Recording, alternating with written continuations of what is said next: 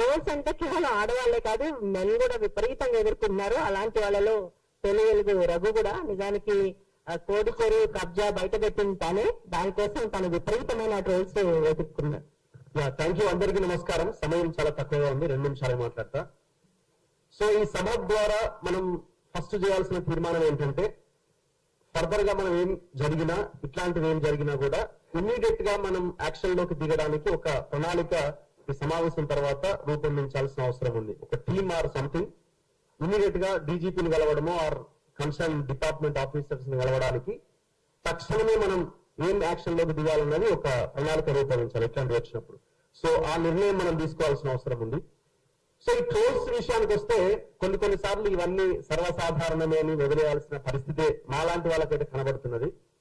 For example, మేము ఇప్పుడు పవన్ కళ్యాణ్ కోడి చెరువు కబ్జా విషయం మేము బయటకు తీసుకొచ్చినప్పుడు ఆయన బెంగళూరు కోర్టుకు వెళ్ళి ఒక ఆర్డర్ తెచ్చుకున్నాడు.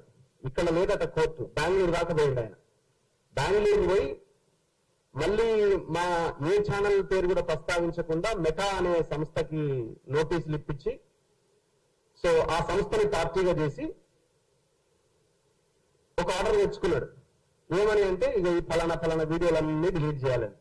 ఏముంది ఆ వీడియోలో అంటే ఆయన చేసిన కబ్జా భాగవతం అంతా అందులోకి వచ్చేసింది.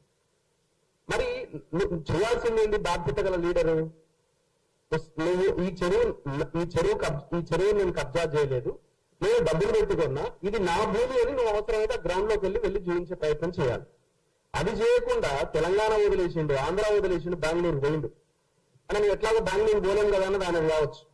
నేను బెంగళూరుకి ఏం పోను, కోడి చెరువు పక్కనే ఉంది, కోడి చెరువులోకి వెళ్తాం మేము. సో నేను బెంగళూరు దాకా వెళ్లాల్సిన అవసరం లేదు. సో మేమేం చేసినాం, కంప్లైంట్స్ ఇచ్చినాము, రేపు మాపో మళ్ళీ దాని మీద పిల్లేయబోతున్నాము. ఇది జనరల్ గా యాక్టివిస్ట్ లో లేకపోతే పార్టీలో చేయాలి, కానీ ఏ పార్టీ ముందుకు రావట్లేదు. అందరూ పవన్ కళ్యాణ్ ని తిట్టినట్టు మాట్లాడుతున్నారు, ప్రతి ఒక్క అపోజిషన్ పార్టీ, కానీ ఈ చెరువు గురించి మాత్రం మాట్లాడతలేదు. మాట్లాడుతుంది మేము ఈ డిజిటల్ మీడియా, సోషల్ మీడియాలో ఉన్న వాళ్ళు మాత్రమే. మాట్లాడుతున్న మా మీద ఇప్పుడు ఏం చేసారు వాళ్ళ మీడియా, ఇప్పుడు కొన్ని వీడియోలు తయారు చేసి జర్నలిస్ట్ రఘు అవుట్, పవన్ కళ్యాణ్ దెబ్బకి మటాష్ అని ట్రోల్స్ చేస్తా ఉన్నారు. మటాష్ అయింది ఎవరు? భయపడి బెంగళూరు కోర్టుకు వెళ్ళి ఆర్డర్ తెచ్చుకున్నది నువ్వు. దాని కింద ఈ సైకో బ్యాచ్ కొంతమంది ఉంటారు, వాళ్ళ మెసేజ్లు, వాళ్ళ ట్రోల్స్.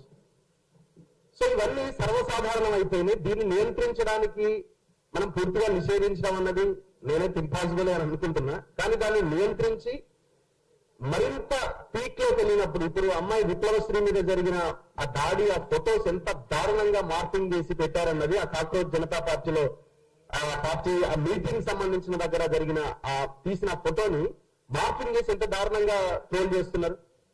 అదెంత ఘోరం అసలు. ఇప్పుడు ఎవరైతే ట్రోల్ చేస్తున్నారో మరి అక్కడ వాళ్ళ ఇంట్లో వాళ్ళని ఒకసారి ఊహించుకోవాలి. వాళ్ళ ఇంట్లో వాళ్ళని ఒకసారి ఊహించుకున్న ఫోటో తయారు చేస్తే చాలా బెటర్గా ఉంటుంది కదా. మీ ఇంట్లో ఉన్న వాళ్ళని అట్లా అన్నా కూడా తప్పే, కానీ మరి మీకు కనీసం ఆలోచన రావాలి కదా. ఆలోచన కూడా రాకుండా ఈ రకమైన పరిస్థితి తీసుకొస్తున్నారంటే ఏమనాలి మిమ్మల్ని? ఇది ఎక్కడ స్టార్ట్ అయిందంటే, ఈ పొలిటికల్ లీడర్లని హీరోలుగా ఎప్పుడైతే చూస్తున్నారో వాళ్ళు బాధ్యత గల, వాళ్ళకి ఇచ్చిన బాధ్యతను వాళ్ళు నెరవేరుస్తున్నారు. వాళ్ళని ఎప్పుడైతే వీళ్ళు లీడర్లు కాదు, వీళ్ళు రాజకీయ నాయకులు కాదు, వీళ్ళు సేవకులు కాదు, వీళ్ళు హీరోలు అని ఎప్పుడైతే చూస్తున్నారో ఆ సైకోయిజంలోకి వెళ్ళిపోతున్నారు. సో ఇది చాలా ప్రమాదం. ఈ పార్టీలు కూడా అట్లా పెంచి పోషిస్తున్నాయి. జనరల్ గా ఈ ట్రోల్ చేసే బ్యాచ్ ఎవరు?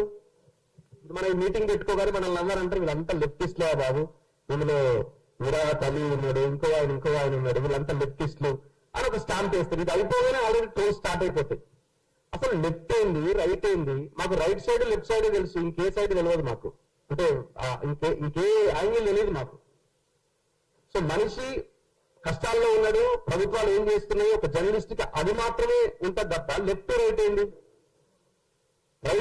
రైట్ వింగ్ లో ఉన్న వాళ్ళు కష్టాలు పడరు. ఇప్పుడు కాదు, ఒక హనుమాన్ విగ్రహం 3 ముక్కలు చేస్తే మేమే కదా పోయి రిపోర్ట్ చేసింది. 700 ఏళ్ల కింద శివాలయాన్ని కూల్ చేస్తే మేమే కదా వెళ్ళి రిపోర్ట్ చేసింది. మీరేం చేశారు? మీరు ఒక కాంగ్రెస్ లీడరు హనుమాన్ టెంపుల్ ని కూల్చేసి రియల్ ఎస్టేట్ ఎక్కడ రంజిత్ రెడ్డి కూల్చేస్తే ఈ దొంగ లీడర్లు అంటే 25 కోట్లు విన్నారు. పొద్దున వేస్తే మళ్ళీ ఇదే మాట్లాడతారు. 25 crores లిటరల్ గా ఇది నేను చెప్తున్న మాట కాదు, మళ్ళీ వాళ్ళ అంటే అదే ధర్మం కోసం కొట్లాడుతున్న ఇంకొక సంఘం ఏదైతే ఉందో వాళ్ళే వచ్చి ఆరోపణ చేసింది నా స్టూడియోలో, వీళ్ళు 25 కోట్లు విన్నారన్న జర మాట్లాడండి, మళ్ళీ మన దగ్గరికి వచ్చారు. అందులో ఫోన్ చేస్తే ఆయన ఒక ఆయన స్వామీజీ మాట్లాడిన అవును నిజమే తిన్నారు, ఆయన 5 కోట్లు తీసుకుని నేను 5 కోట్లు తీసుకున్నాను లైవ్ లో చెప్పింది. మరి ఎట్లా పోతున్నది? మీరే గుడి పేరుతోనే 25 కోట్లు మింగిన తర్వాత ఏం సమాధానం చెప్తారు? రామానాయుడు స్టూడియో దగ్గర మీరు మేము పోయిన ఏ ప్లేస్ కైనా మీరు వచ్చేదా? దాన్ని రాజకీయంగా వాడుకోవడం